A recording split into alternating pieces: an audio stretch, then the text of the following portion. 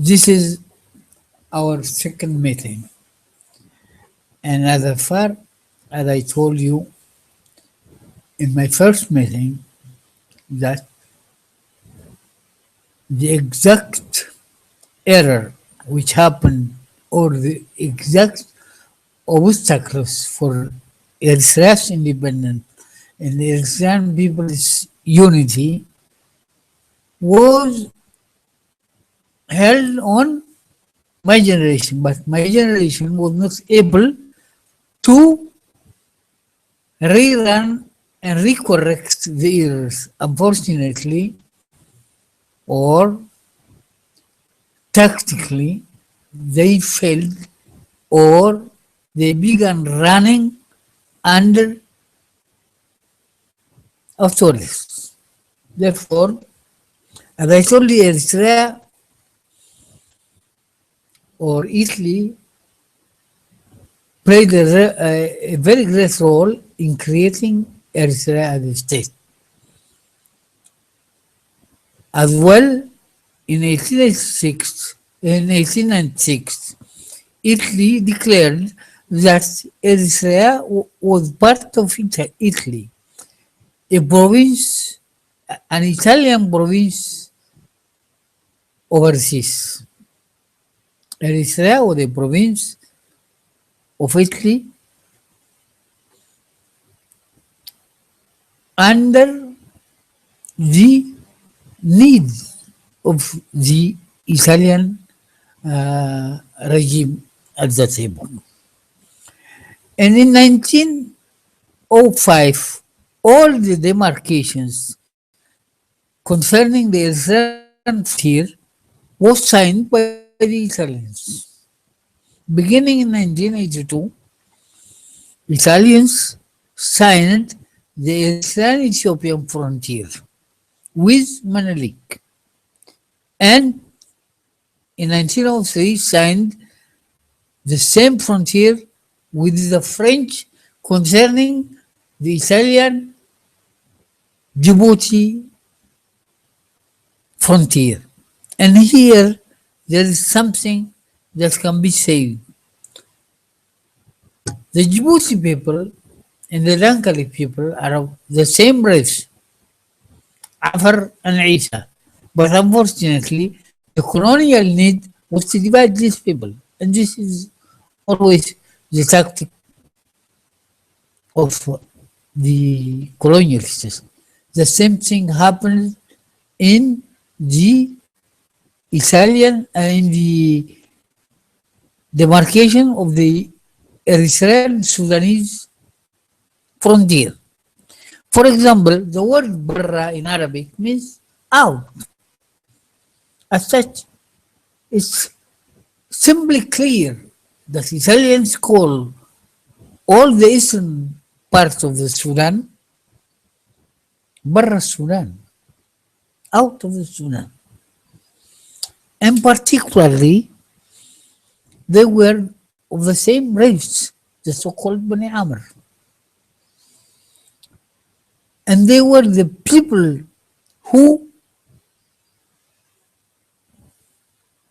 stopped the British greatest invasion of Sudan. Gordon was killed, though the Mahdis used to declare that they killed him.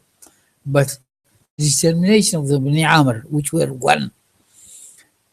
And at that epoch, the British did their tactic to divide this race.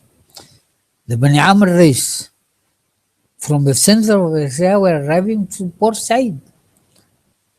And they were one race, Bani Amr.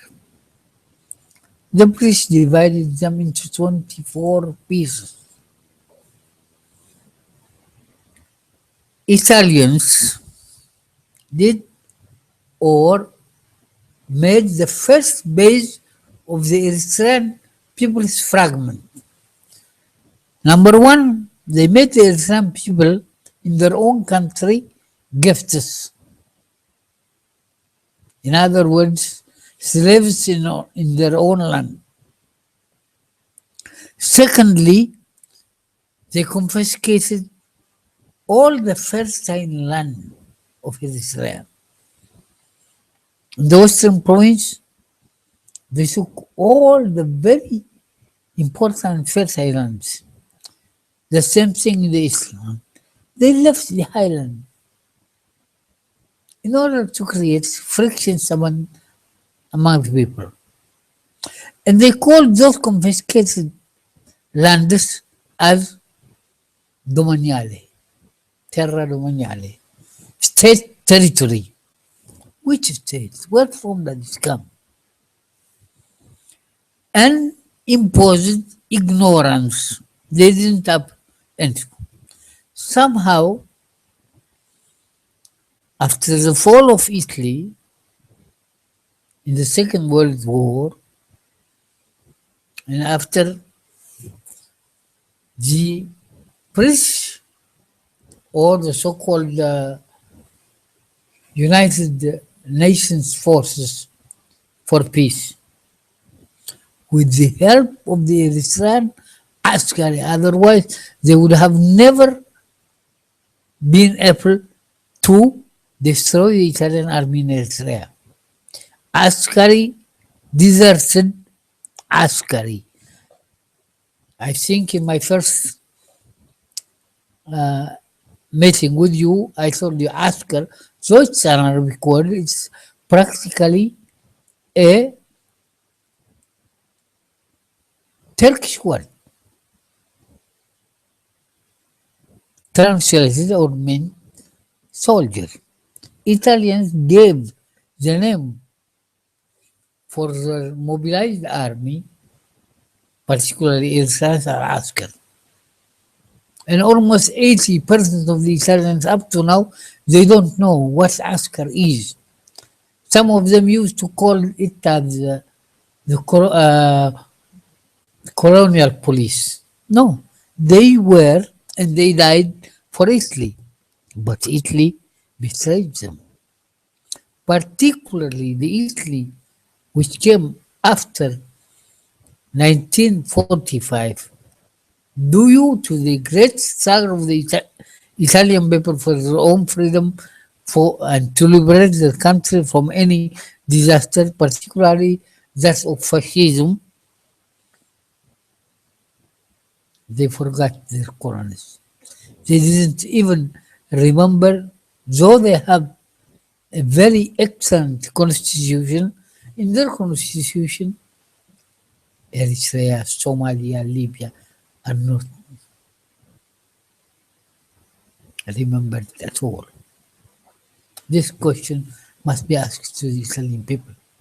Secondly, while they left and the British were taking out everything left by Italians in Eritrea, Italians didn't open their mouths, didn't open their eyes, didn't instigate the Eritrean people to struggle for his property. Unfortunately, they were deaf, they were blind, and they were silent. But Eritreans did not stop. Though British did a very good job in opening schools, and had it not been the determination of Eritrean people to follow this line, maybe it would have never had a success. British opened, and for the first time, Italians, particularly the Vatican Party, which were allowed to enter in Eritrea friendly, peacefully, and they were hospitalized by the Eritrean people greatly. They didn't open. Certain women sisters or priestess opened schools, but the schools opened were only for Italians. But after 1952, the so-called Comboniani or Salesiani opened a very important school called Comboni College Asmara. But that Comboni was also in a peaceful manner. They divided, though the system of education was exactly the same, they divided it into Italian section and Eritrean section.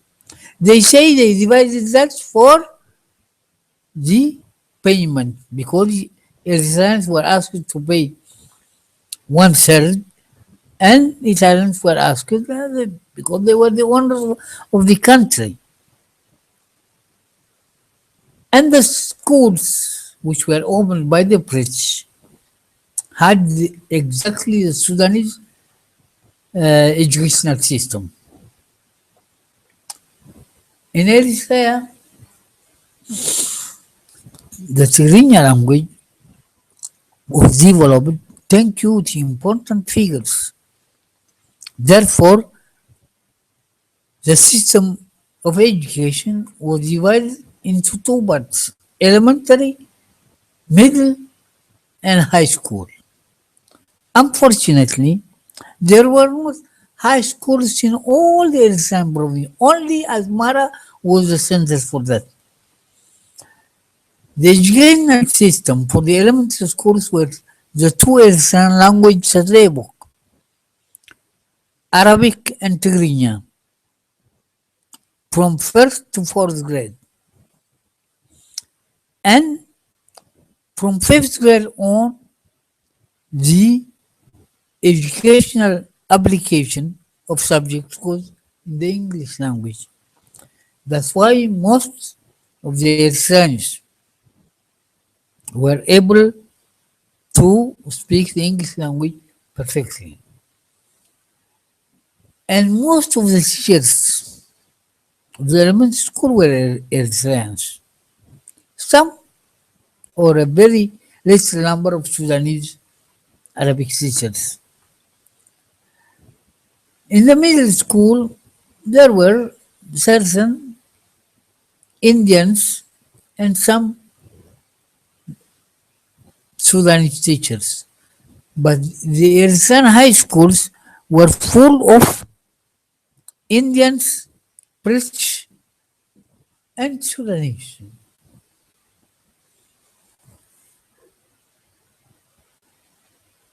During the great political activities of the Eritreans for their freedom, after the Italian explosion by the British Army, the British tried to create a very, very, very great disaster in Eritrea, dividing the Eritrean people between Muslims and Christians. And practically in Asmara, only in Asmara, in a particular place of Asmara, named Pashaol, a quarter, almost inhabitants, one third were not Eritreans. The Sudanese army, which was part of the British army who invaded Eritrea, created a problem in that area. And a little struggle among those who were there and certain Sudanese happened. They called that a Muslim Christian war. Eritreans has nothing to do with that war. It was the British and those were in a place where alcoholic drinks go. So it had nothing to do. In Eritrea, never happened a Christian Muslim division. But to the contrary, they were more than brothers.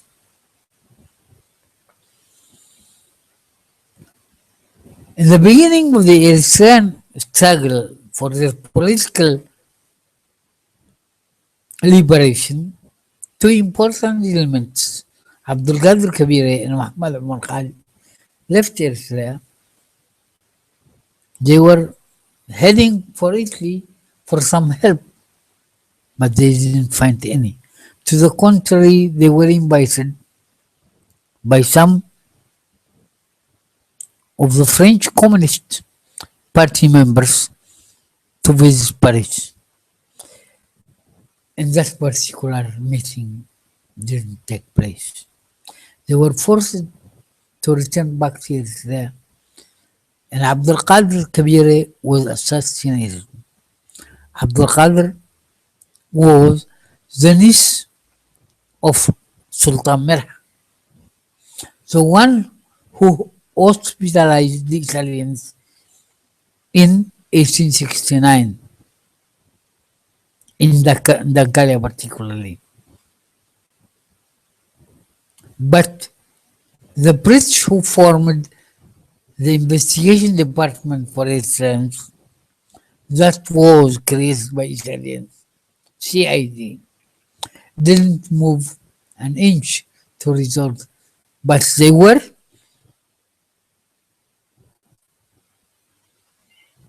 more pushing for the division of Eritreans more and more. They didn't succeed. So their goal was to unite Eritrea with Ethiopia at any cost because they had a plan. And you know, at that moment, they call Ethiopia as a Christian island encircled or surrounded by Muslim states. Look at a kind of lie. Look at a kind of propaganda. There was not any Islamic state. The so-called Saudi, which practically the real name is Hijaz, not Saudi. Saudi is a family name, was part of the British circle. The so-called Yemen was divided. Southern Yemen was part of British. It was a British colony. And at that era, they called Aden Porto Franco. Why and how? Somehow the British did their best to destroy it there and to make it. But the struggle of the Eritrean people slowly launched in 1957 a historical success of the Eritrean political movement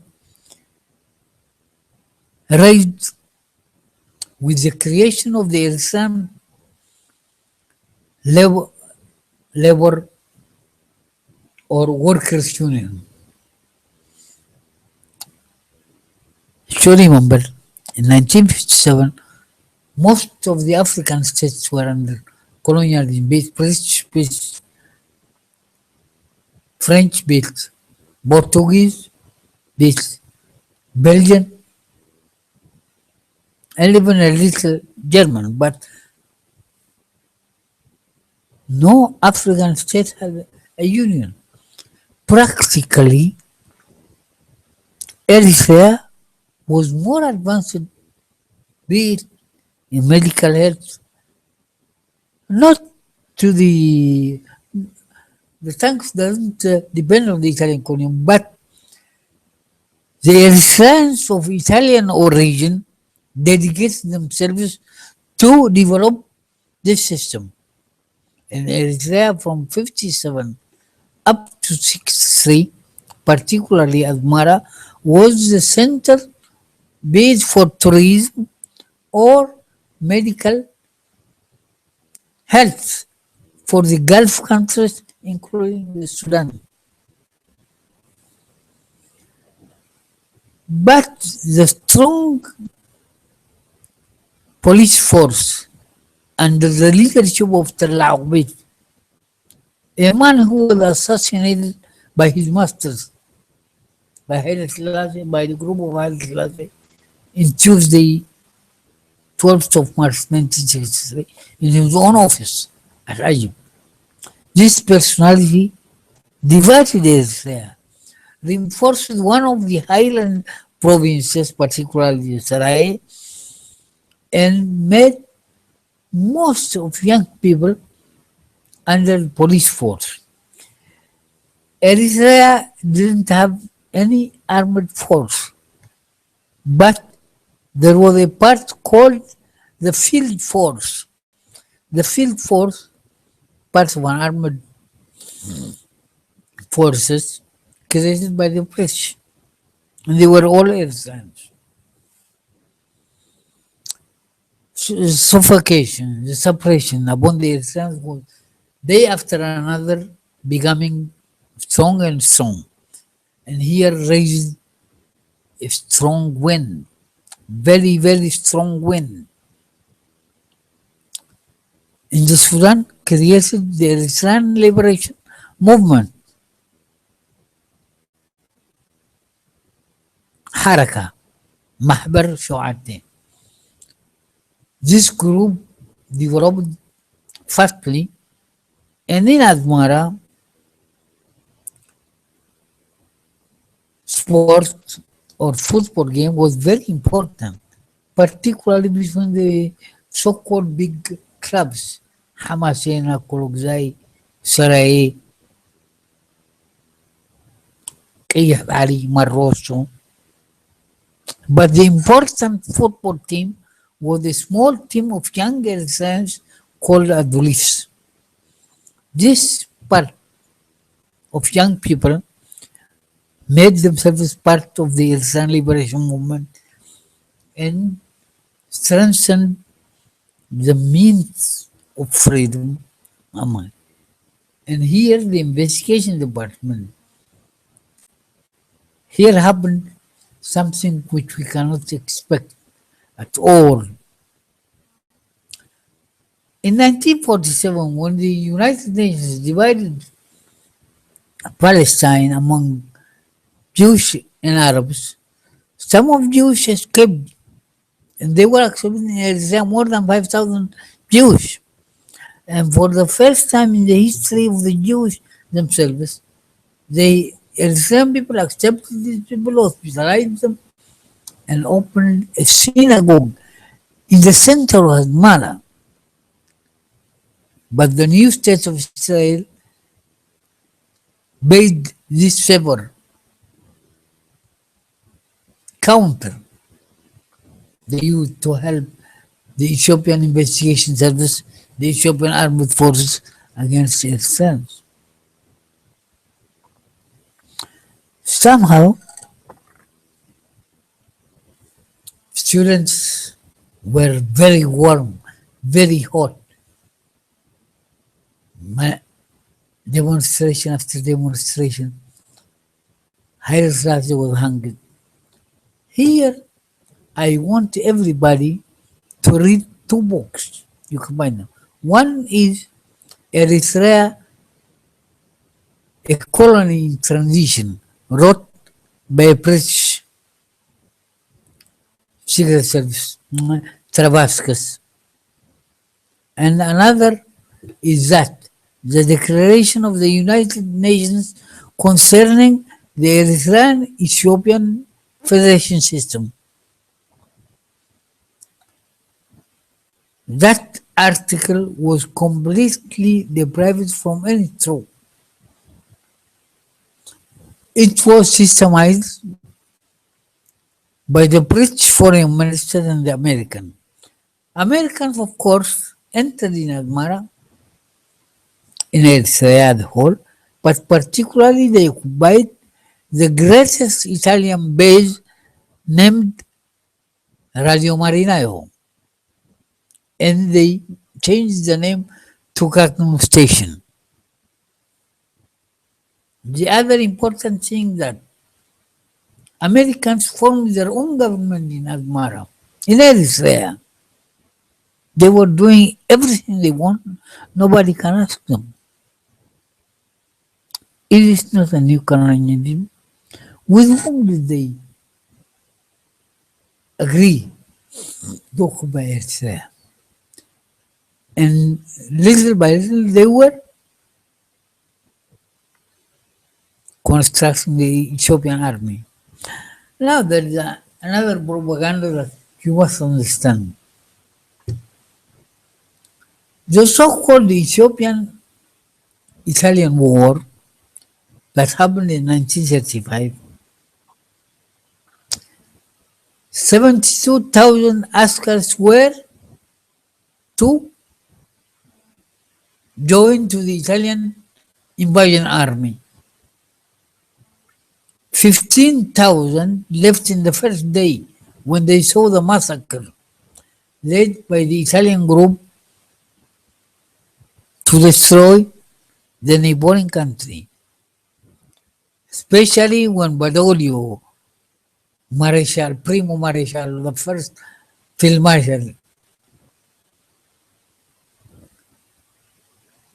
invaded Ethiopia and in 2 weeks' time destroyed more than 2.5 million people. The fertile Ethiopian land of Wollo was totally destroyed by bombs, totally destruction by the nations.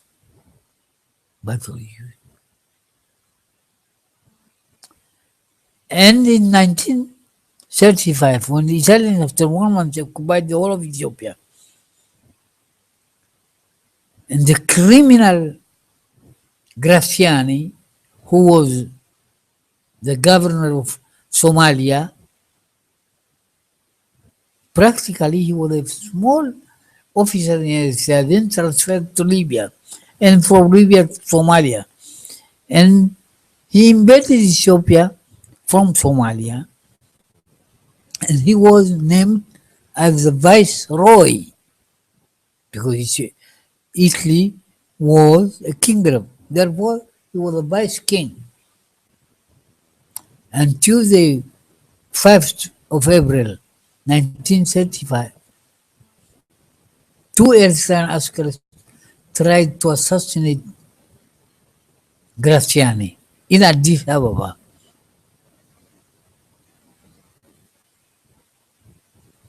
That trial didn't succeed, and Badoglio and Graziani in one day exterminated 127,000 people, 30,000 handicapped Ethiopians, and the rest of the Eritrean askari betrayed Italy and formed a guerrilla group against the Italian existence. Suddenly, the British entered from the north, and that was the success. But that success didn't, it was overthrown against Eritreans. We'll continue this part in my next meeting, but I have to point out the important points here. The death of Abdul Qadir Kabir gave a great force to the Eritreans determined to continue their struggle peacefully, democratically.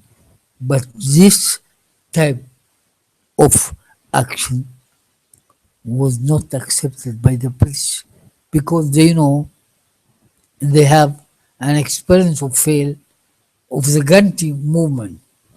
Therefore, though Eritreans tried all the ways, they did not arrive.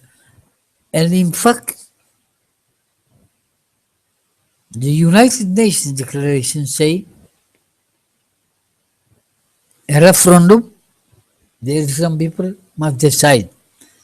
They were forced to put this article because the Pakistani representative refused the British idea of uniting Eritrea with Ethiopia. Then they made, for your imagination, look at the British tactic. The referendum was not made in Eritrea. It was made only in Asmara, Masawa, and Keren. All these three cities are 130 kilometers square, while Eritrea is 1,300. Then Can this 100, 130 kilometers represent the Eritrean people? Even though, if you look at the epoch photographs of the people who participated in that so-called referendum, 90% of them are not Eritreans. They were Ethiopians who lived there. For example, let's take Asmara. There are three important religious centers: the Orthodox Church of Ndamariam, the so-called Jama' Khulafa al-Rashidin, the Muslim mosque, and the Italian cathedral, Great Cathedral. Therefore, between the Christian St. Mary Orthodox Church and the Muslim mosque, there was a great square where most of the demonstrations and manifestations of that epoch ran over there. If you go on to the western side of that church, you find greatest owners of houses were not their friends. Brata Gobru, the Golomma, Brata Hubrom, then the Cardinal of the Orthodox. They were all Ethiopians and were all the base of the so-called Union Society, Mahbar and Zinat. They have nothing to do with Eritrea or Eritreans. But some of them used to infiltrate in order to destroy the Eritrean people's need or determination for freedom.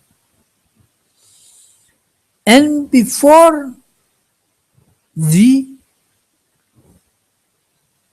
fall of the United Nations, 10 years in 1960, so Haile Selassie declared that Eritrea is a province of Ethiopia. Though Haile Selassie's intention was clear to everyone, on the 1st of September, a strong and hero, Eritrean hero, father of the Eritrean People's Army, Ahmed Awati, declared the Eritrean People's Armed Struggle. See you next week to continue why the Eritrean Armed Struggle, which was very strong at the beginning, in a few months occupied almost 60% of the Eritrean territory, last 30 years. Why? Because his own sons were not able to help their own people to create schools that can help them, but they were running one after another to dismantle authority. See you shortly.